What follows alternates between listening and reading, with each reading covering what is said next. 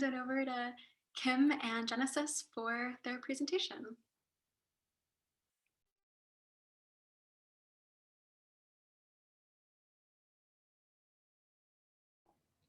Okay, can you all see my screen? Awesome, perfect. All right, well, good afternoon, everyone. As Brenda shared, welcome to Liberationships, Critical Mentorship as Women of Color in Higher Education. We're super excited to be here with you all today and to engage in this conversation. I know I had mentioned our model last year, so we're really excited to be able to be here and to share and engage with all of you about the model today. So thank you. My name is Kim McAloney. I work at Oregon State University and have been connected with OWHE off and on for a large number of years. So excited to be here. And hi, everyone. My name is Jenesis Long. I also work at Oregon State University, and I've been participating in OE in like 3 years, I think. I had one of those Facebook memories pop up from the Sun River event a couple years back and was like, oh yeah, my first OE event. That was so great. So really excited to be here today. And heads up, I have a dog that will probably be running around back here. So if you ever see like a random shape show up, that's what's happening and all is good. She's typically pretty quiet, but just in case she wants to say hi, that's what's going on. All right, so an overview of what we're going to talk about, just to give you a heads up of what's coming, is we're going to open up the session with an invitation to participate with us in a creative way, and we'll give you some more details about that in a moment. We'll share with you how we came to this work, so we'll share a bit about our journey together, our relationship, and how we developed this research model that we're going to share with you. And then we'll have embedded reflection activities throughout it, but one of the first ones we'll walk you through is reflecting on your mentorship relationships. And we'll have a document for you to check out that is a handout with questions that we'll walk you through. So if you want to take a moment and grab that, you can either download it from the folder I just pasted in the chat or make a copy of it into your own Google Drive and then just type on it. So your preference if you want to put it into Google Drive or download it to your computer for a Word document. But hopefully that link works. So if I can get like a thumbs up from somebody that link does in fact work, awesome, thank you. Then we can engage together in that mentorship reflection. We're going to walk you through the research process we went through, share the model we developed, and then do some more discussion and reflection.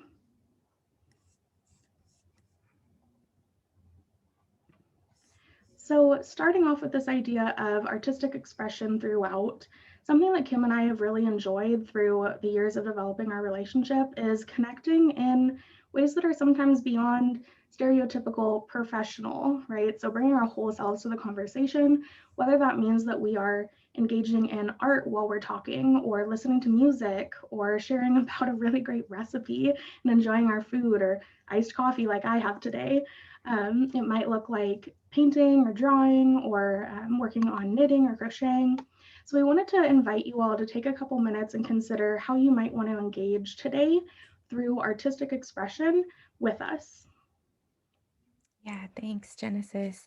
We really, we're also talking about liberation today and liberationships. And part of that is us talking about liberation from white supremacy culture, right? This is not something that we typically get the opportunity to do at a conference. And so embedding ways for us to have those spaces of liberation throughout our experiences as we bring our whole selves. So I'd add that piece here. So we're going to give you 3 minutes to go grab something, and it could be, absolutely anything you're interested in doing for your art.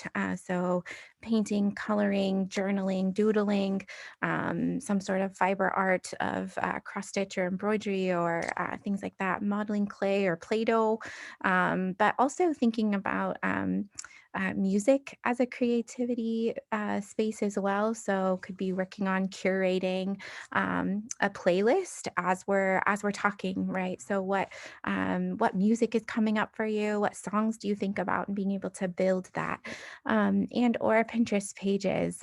So I am like the queen of Pinterest boards, and build them for everything. And so think about that as another way to be creative, to think about quotes, or being able to pull that recipe that you think about because of this conversation. So being able to have some flexibility there. So we'll give you 3 minutes to grab what you need, or open a new browser to pull together your pieces virtually, and we'll come back at 2:10.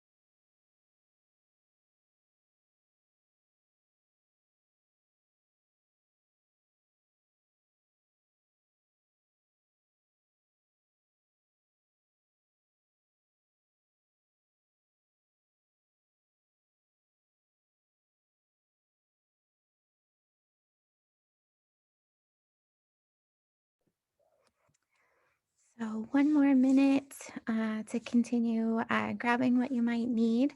And also, once you've decided what method or mode of art that you're doing, if you wouldn't mind dropping in the chat and sharing with the rest of us what creative and art piece method that you're going to use today.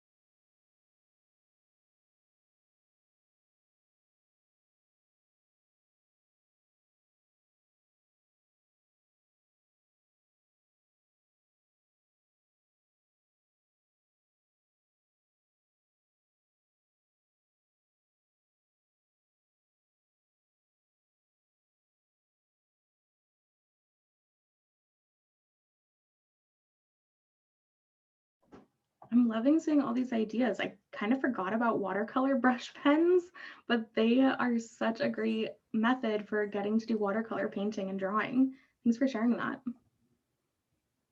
Sketchbook, colored pencils, amazing. Cool. Yeah, thank you all. And thank you for engaging in this multifaceted way with us today. So, yeah, Canva, yes. That Yeah. would have been great to add to our slide.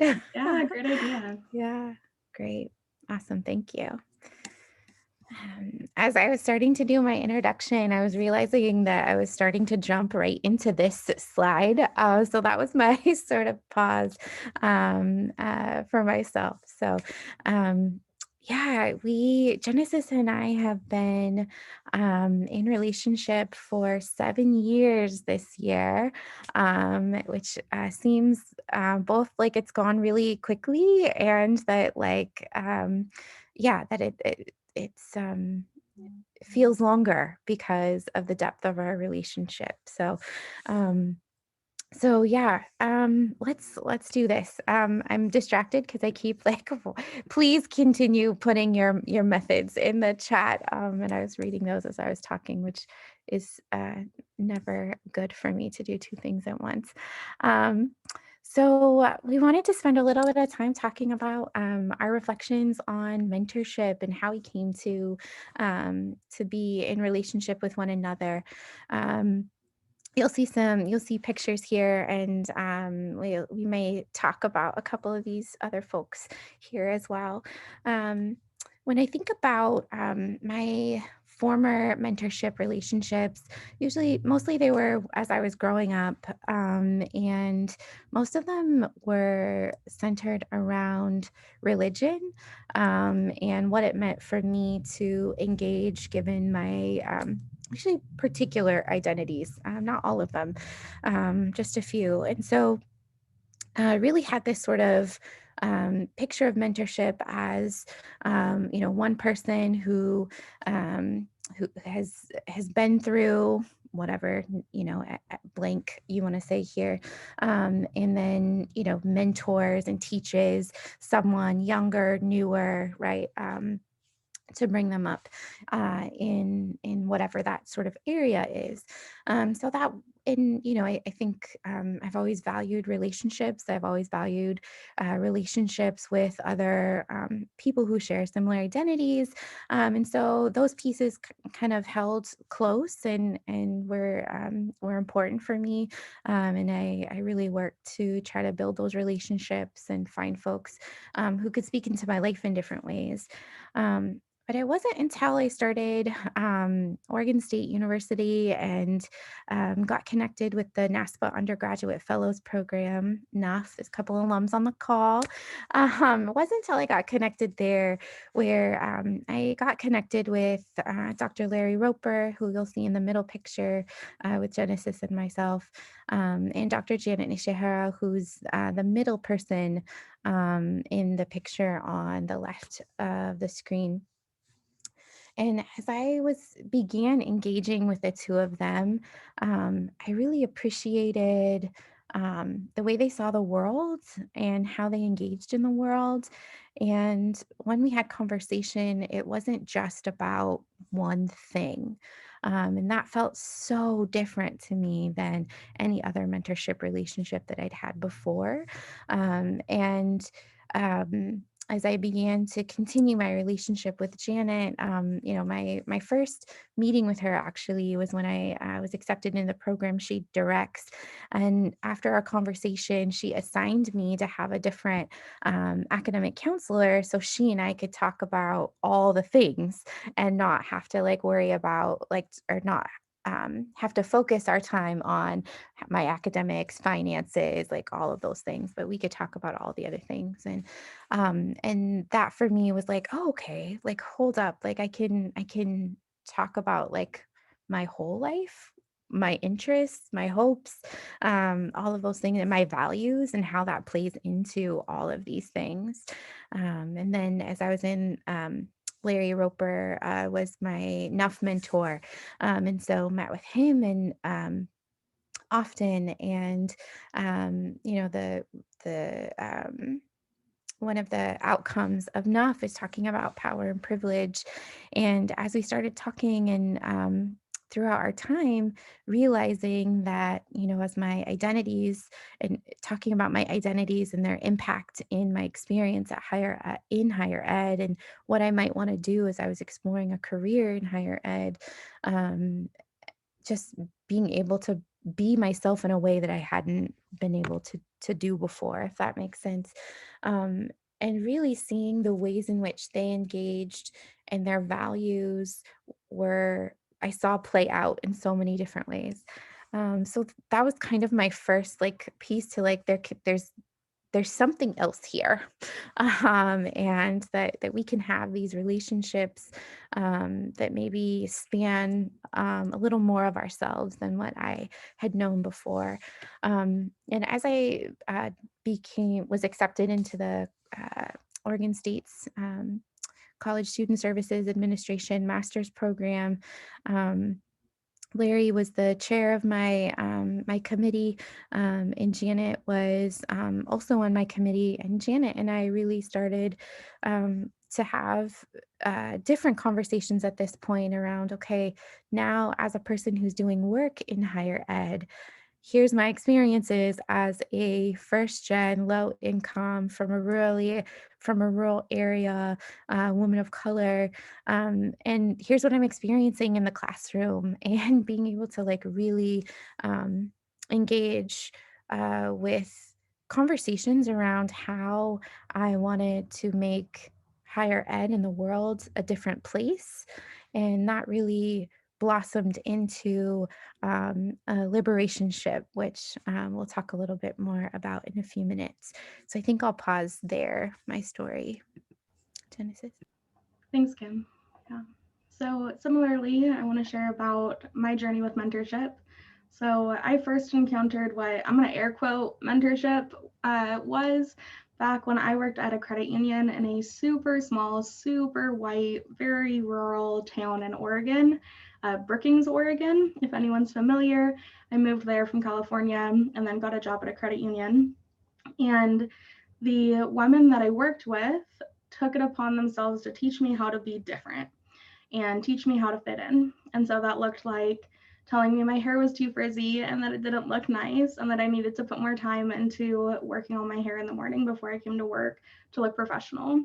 That looked like talking about my nails not being done up or not wearing higher heels, like very specific image driven things that they not only like saw as different, but like straight up called out. And then we're like, you need to change to be this way to fit in with us as tellers in this credit union, in this community.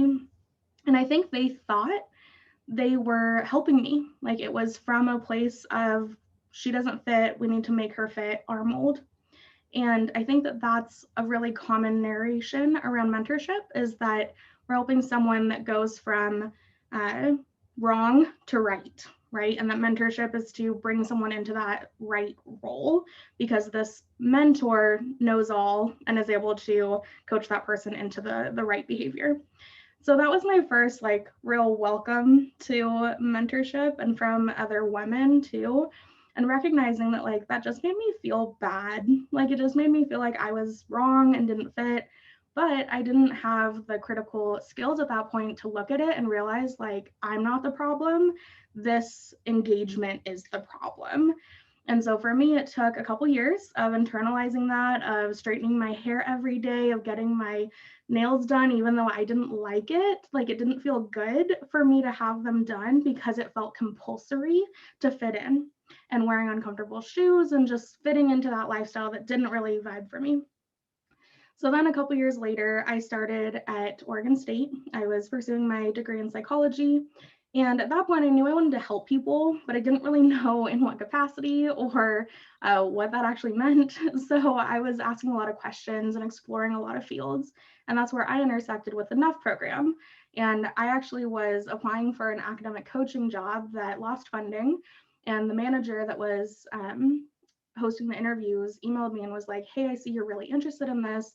Sorry, we couldn't hire you for this role. Go talk to Kim though. Kim would be a great resource for you. And so I showed up in Kim's office and was like, I don't know why I'm here, but like I was looking for a job, but people told me I should talk to you. And thankfully that series of events happened, because then I joined the NUF program and started exploring the world of student affairs and getting to the realization that my commitment to growth and wanting to help other people learn how to grow towards their goals, whether that be intrinsically or externally, then finding that ultimate alignment with those factors was really important to me, and wanting to help people develop themselves and their interests, and getting to do that in a different way than what I had been taught was like mentorship or teaching, and seeing that student affairs was a space where I could really flex those skills and connect with people and help them reach their goals too.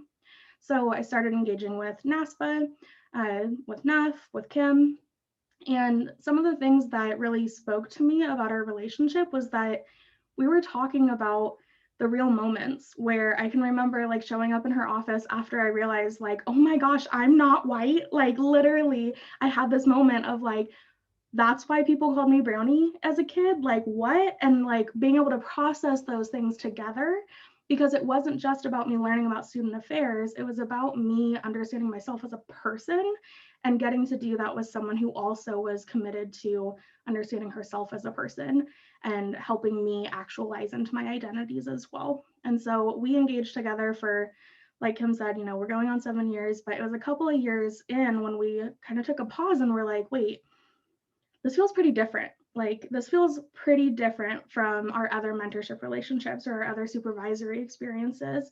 So what's happening here? And like, we wanted to just explore it a bit more. And so that's when the research started, which we'll get to here in a moment. But now that we've shared a bit about our journeys, both from the first like mentoring experience to the great relationship we were able to develop today, and keep going to today, we want to pause and give you all some space and time to reflect on your engagement with mentorship. So hopefully you've had a chance to download our handout. If not, I'm going to put the link in here again for anyone who joined us a few minutes late. So you can either copy that document over to your Google Docs or download it as a Word doc, but we're going to focus on the who section and get started. I'm just going to pause for like a minute or so and give you a second to read through it and consider your answers of, do you engage in mentorship? What does mentorship mean to you? Who have you mentored, etc. Just read through those questions, and then we'll come back together and share out. So if you've got some mentorship experiences you want to share, we would love to hear from everyone in the group. And so I'll stop talking, give you a minute to reflect on that who section of the handout, and then we'll come back together.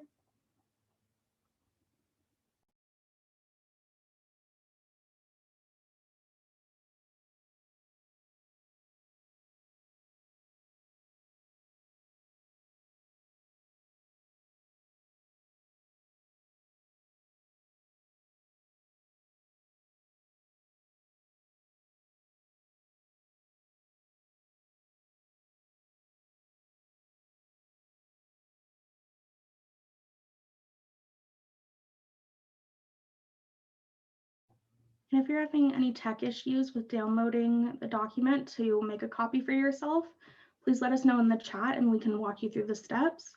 But otherwise, just make sure that you're downloading it before you're editing it.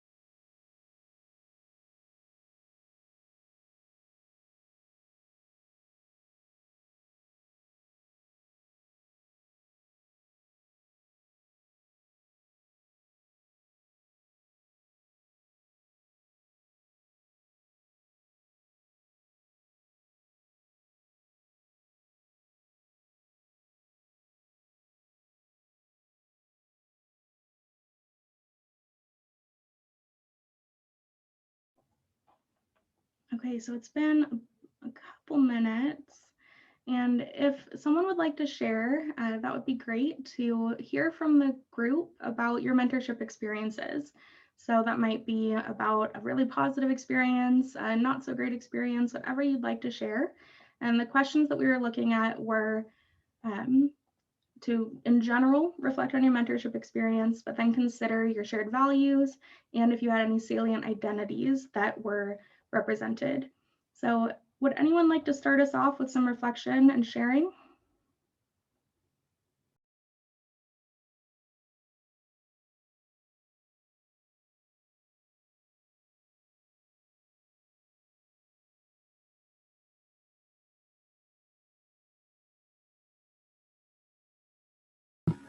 Hi, my name is Felita Singleton, and I am the Associate Dean of Students for Warner Pacific University. And thank you so much for having me. I'm really looking forward to this workshop in particular. That said, I have a number of mentors, and that's one of the things that I recommend wholeheartedly for my students, and I have for a number of years. You know, I have mentors that cover different areas of my interests as well as their skill set and their comfort, right? So they go from, you know, more intimate discussions to more professionally driven types of discussions. Like if I'm having a challenge relative to work dynamics and things of that magnitude, or if I'm thinking about, you know, or if I've had thoughts about career changing and things of that realm, then I have certain discussions with different people. And so with that, I have to say a number of the mentors that I have are men in higher education. I do have a couple of women that I've worked with in my profession as a mental health provider. But I would say by and large, the majority of the support that I have received have been from men. Both, well, Black, Latin, and white men. I have not had any support from white women, not in leadership, ever. And so it's interesting that that comes up today with regards to your research, because that was a discussion that my BIPOC group had a month ago, was in terms of mentorship support, who helped you along the way and what identity was this individual? And so I was just like, wow, I just really thought about it. I said, you know what? I've never had any white women to work with me, unfortunately, for whatever reason. And I'm not from Oregon, so my experiences are a little different probably from most everyone else's. I'm from the South. I'm from Tennessee, born and raised. And so that said, yeah, I would say that most of the experiences that I've had have been successfully from males really driving and helping me gather myself relative to the decisions that I've made professionally. Thank you for sharing.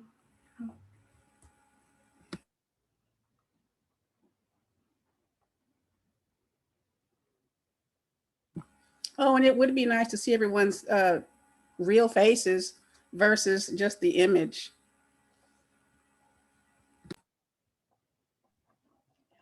If you're comfortable turning on your video, feel free. Thank you for starting our reflections. Brenna, as soon as I finish lunch, awesome. Hi, can I jump in? Yeah, thank you. My name is Charlene. I use she, her pronouns. I'm at Oregon State University, and I've been in higher ed for 20 years, which I cannot believe. It's been 20 years. It'll be 20 in August. And when I think about, I started drawing because you prompted the, you can't really see, of course. No. Okay. I started drawing and I started writing names down. So I'm going to speak their names here. Edwina, Yoni, Hoon, Sabrina. And I wrote those names down in particular because they were the first mentors. I think it's always nice to like think back about where my roots are and how I got to where I am. And in terms of identity, you know, Black women, white women, Asian women, mixed women. And I'm really happy to have so many women I think, folks in my life who have taken the time to join with me. And I really love your idea around liberationships, because the words that I wrote were breathe, exhale, create, voice, radical, determine, create, grow, learn, be, shared power. And so I don't have any kind of linear piece here, but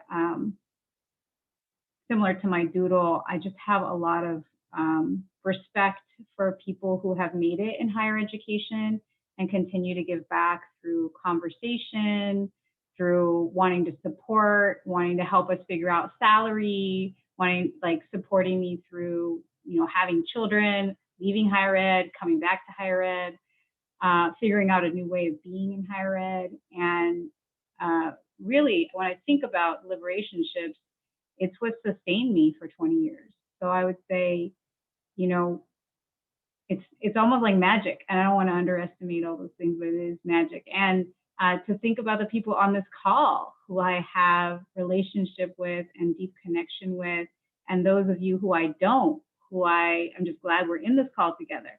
That there's something there and it's special. And I just want to say thank you to Kim and Jenesis for providing the space that is so sorely needed at WOHE in particular, but then just in Oregon and period, you know, so thank you to you both.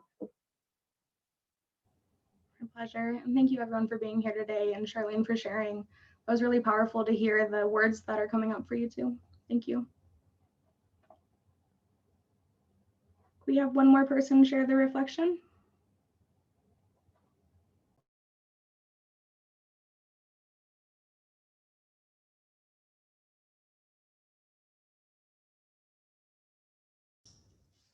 I'll go. Hi, I'm Raina Martinez. I'm at Oregon State University, and I've gone through a couple of your presentations, Jenesis and Kim, about this type of mentorship, and what came up for me, I was thinking, okay, you know, there's the usual mentors that I've thought of, and they're always like recent ones, but then I thought, let me go back, and I'm thinking of when I was an undergrad. And I worked in the financial aid office at where I did my undergrad. And there was a woman there who was just a little bit older than me. And I never thought of her as a mentor until just now, because our relationship was, she saw me as a friend almost, but it was kind of an interesting relationship.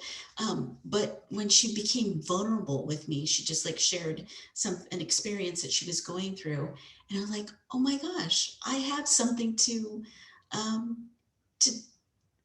give this relationship. She is confiding in me and empowering me to be a confidant to her. And that was powerful. That really solidified our friendship and our mentorship of each other. It was a really cool experience and nice to think about it now. Yeah, thank you.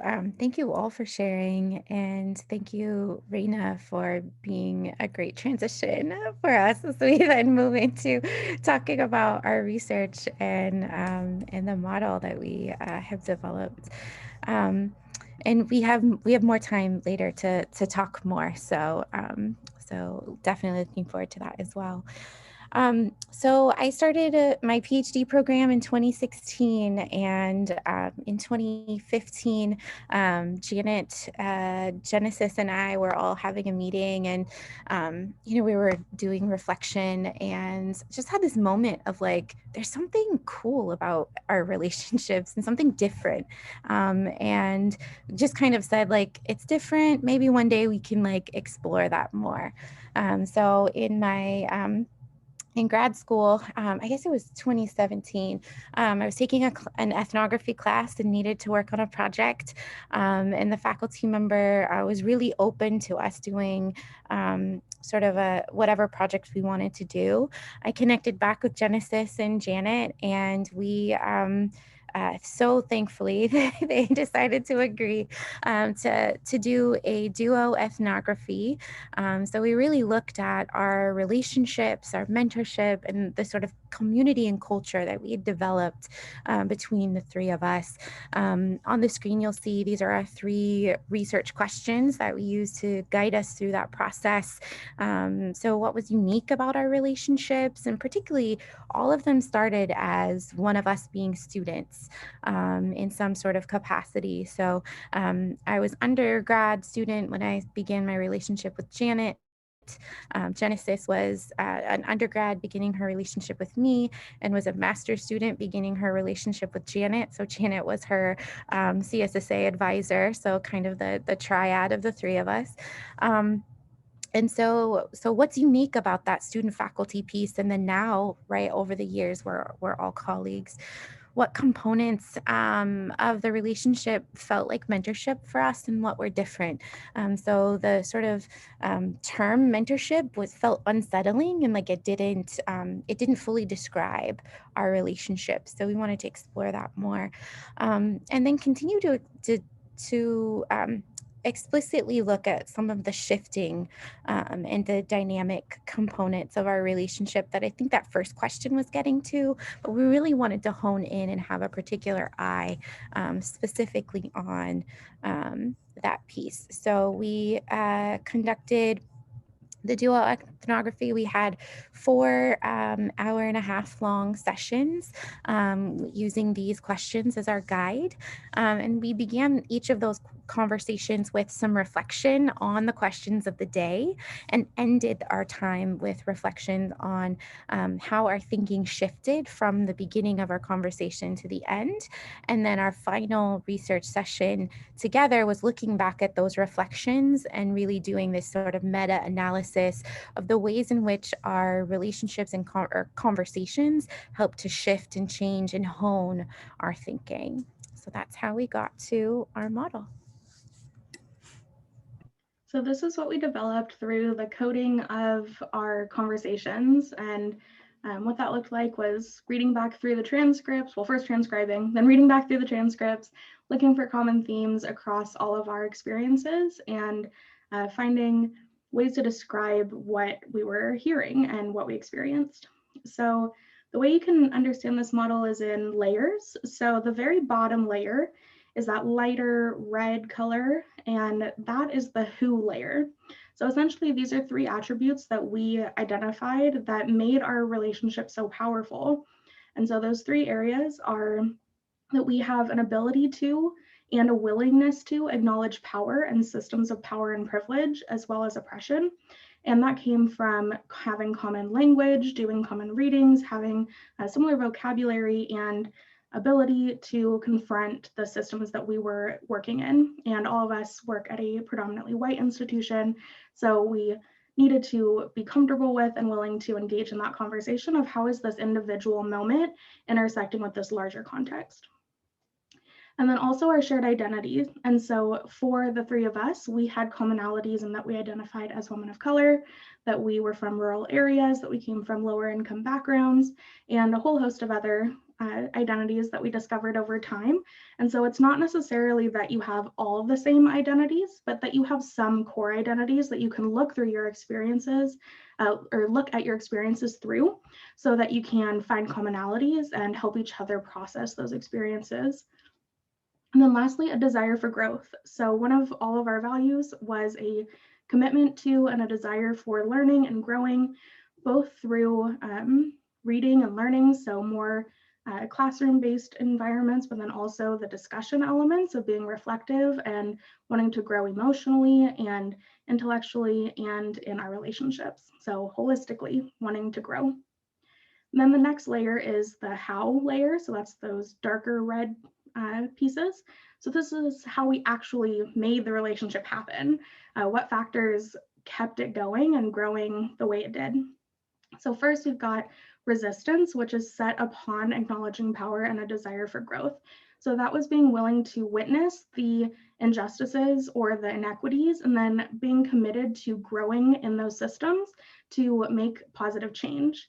And that looked like in a practice being able to challenge each other or hold space for each other to witness what was going on in that bigger context and then try to advocate as we can and supporting each other to do that. Then next we've got reciprocity, which really comes down to the crux of being able to give and receive. So Raina, what you shared was really in line with this piece of recognizing that we both have something to give.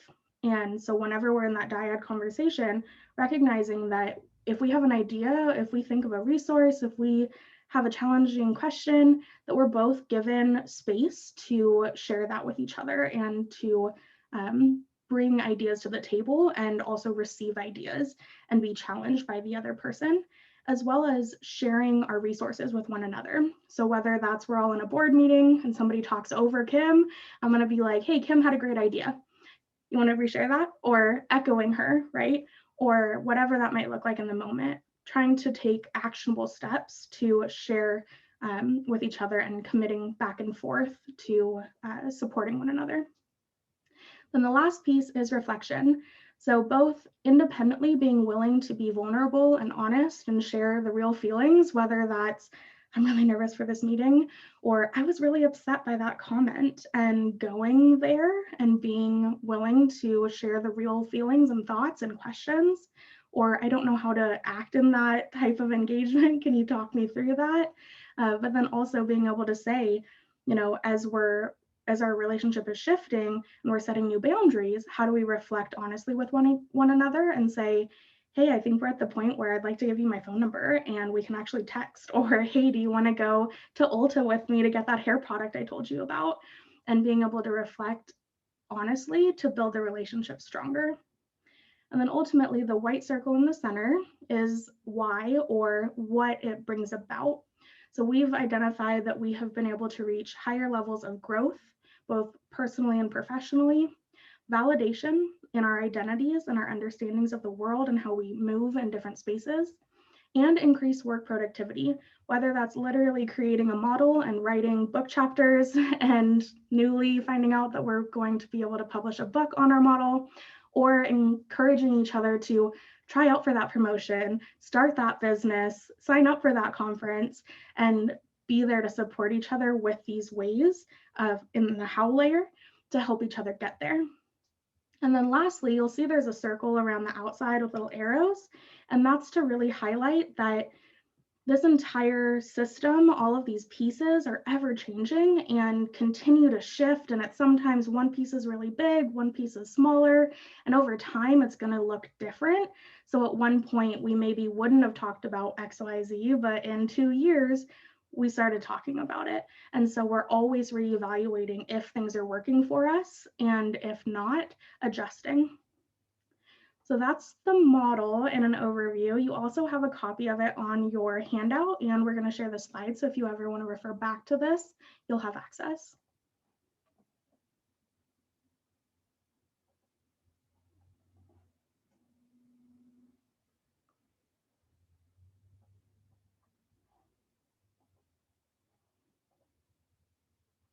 And I think Kim's going to lead us in some reflection questions. Yeah, thanks, Genesis. So in looking at the model, and if you can have that up, that handout piece, and let's look at, there we go. Thank you. I appreciate that. These questions. So take a moment to look over these questions, and we have a few minutes that we'd like to open up for discussion. And there's a good number of us, so I think we can continue to stay in this space. Are you cool with that, Genesis? We stay here, big group. Okay. And let's talk about mentorship, and let's talk about critical mentorships, liberationships, also. So whoever feels like, if there's a question that you want to respond to, feel free to unmute yourself and have your voice in the space. Also feel free to put in the chat as well, and we can communicate through that way as well.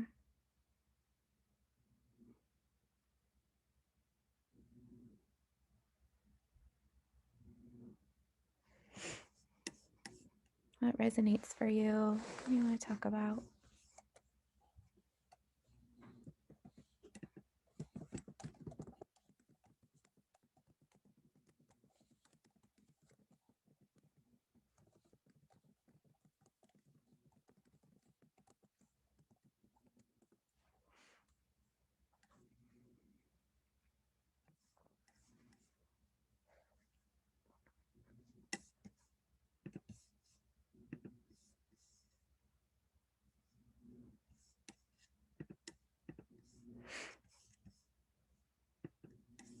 Seems like mentorship can be extremely complicated when you're looking at it on paper like this, but in the moment seems more simplified perhaps, or could be more simplified depending on how you set things up. I like the idea. I was kind of looking at the how and like expectations. And it also seems like to me like mentorship really benefits from having regular meetings. And as you were kind of mentioning in your stories, like over time, you end up building rapport and relationship to the point where it's just like, yeah, text me or let's do coffee every Sunday or something. But I guess I'm trying to think of, sorry, this is kind of a not quite formed thought yet, but Good. just something in combination with having a structure to build off of, but also like a fluidity and a flexibility that allows for like optimal growth. And I know that that is all basically encompassed in the process of creating mentorship and relationship. But that also falls under like boundaries and stuff. So I think I would like to hear more, if y'all can speak to it, about like how to, like, it seems most important to establish things like that at the beginning while also leaving a lot of space to explore as you go along. Does that sound accurate? Yeah, absolutely. And a couple things that yeah, yes, and and tell me if we're not answering your question. I think the sort of theoretical frameworks that we used to build this model are engaged pedagogy by Bell Hooks and Cynthia Pensante pedagogy, Dr. Laura Rendon, and Dr. Bell Hooks. Apologies for missing that doctor there. And the right in both of those, there's these pieces of they were very much talking about the classroom space, right? And when we think about both of those models are also built on ways of being, community ways of being, right? And that is so tied to relationships. Like ultimately, that's what it comes down to, right?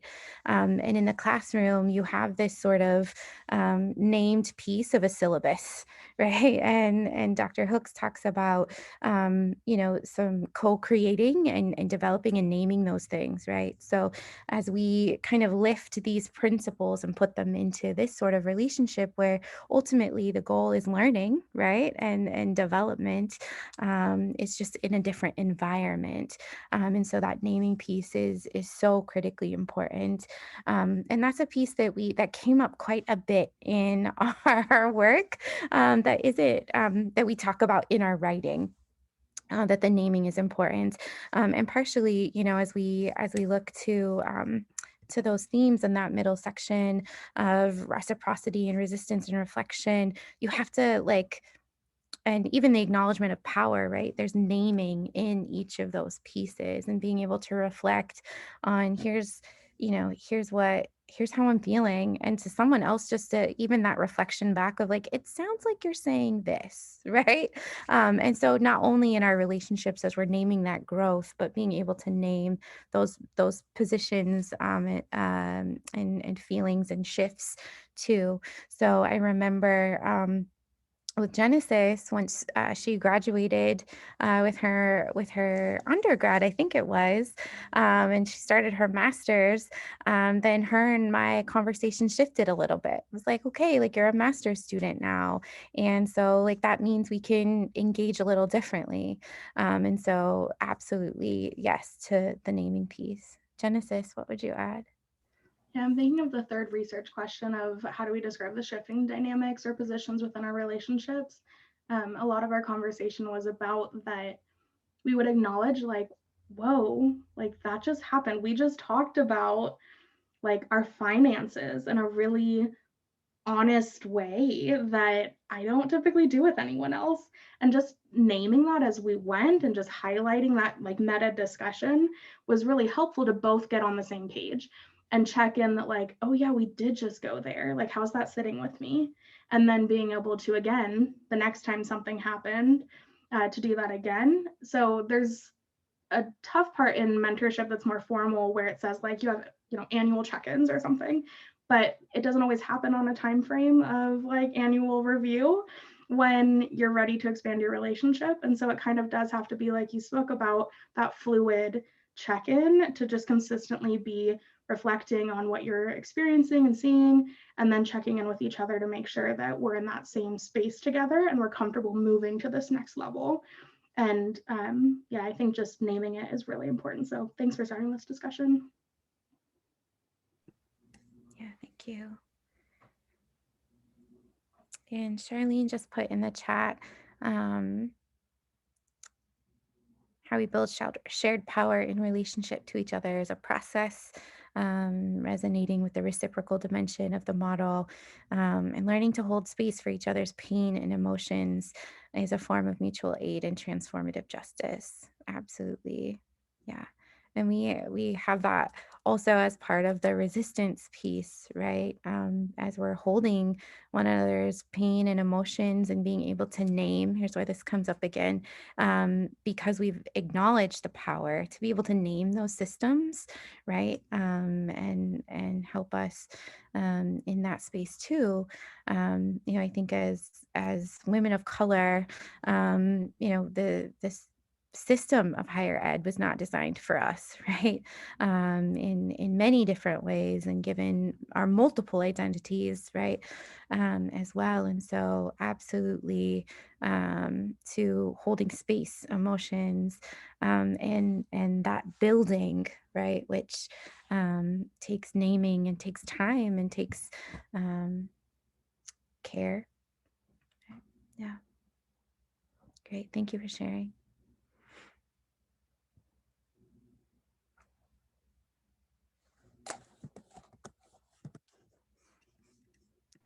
I just wanted to add, first of all, thank you, Kim and Jenesis, for creating and curating the space for us to be in community with one another. My name is Melanie. I use she, they pronouns. I was just kind of thinking about this question around how has our relationships impacted how we see ourselves as professionals. And I've been conducting some research on what it means to critique professionalism in the higher ed context, and just, you know, our careers and how we perform professionalism. And one of the things that I've learned amongst so many tools and gyms from you, Kim, and so many of my other mentors and folks that I also serve as a mentor to, is that we get to create ourselves in whatever form we want to exist in, right? Outside of systems of oppression or outside of the white supremacist delusion, right? And so I always think about that. I always think about how you've modeled that for me in terms of existing and being able to name who you are and how you be in space with people, and not let whiteness decide who you are and how you're going to show up. So thank you for that. I just discovered I don't have the reaction button as a presenter, but I'm putting like the hand clappy one because yes, Melanie, I'm so with you, and likewise agree. Cool. Well, as we're wrapping up, we want to invite you to circle back to the art that we started at the beginning. And if you're comfortable letting us know how that was for you in the chat, that would be great. Or if you want to close with what's a takeaway, what's something you want to take from this session, whether it's in your work roles, whether it's in your mentorship roles. Maybe you're going to start asking questions differently before you ask for mentorship. Maybe you're going to pursue a relationship like this. Whatever it is, if you've got a takeaway from this lesson, from this workshop, we'd love to hear what that lesson is. And then how did that art experience go for you by weaving that in today? And that can be in chat, or you can take yourself off mute and share in these last 5 minutes as well.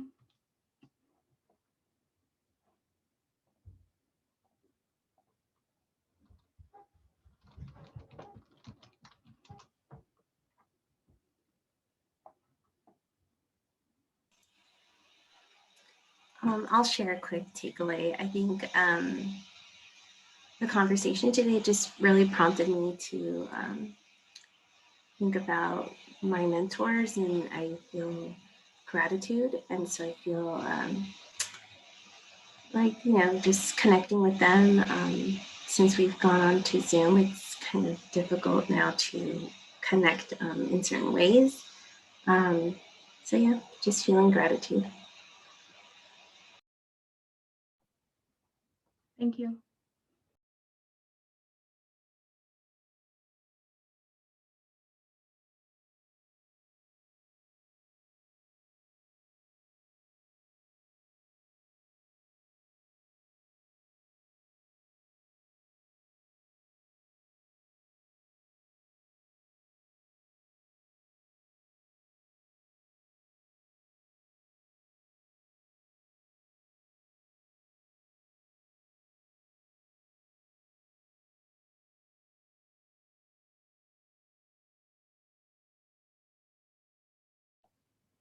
Seeing some comments coming through on chat. Yep, the bringing art back in is a helpful way to process. Love that. Restarting art, it's great. Never feel like you have enough time. Right now, that's such an important reflection, right? We've been in a session the whole time and working with art. And I think that that's such an empowering thing to bring back into our work lives is I can be doodling like during that fancy pants meeting, right? Keep integrating the art. Yeah, so important. Thank you. Cool. Yeah, Charlene, please share your doodles. That'd be great.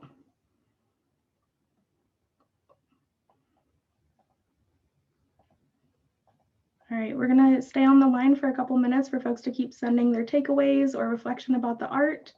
And then Kim, do you have any other closing comments you want to make? Helps if I unmute myself. Would you mind putting up our contact information? Yeah, let me get to that slide. Yeah.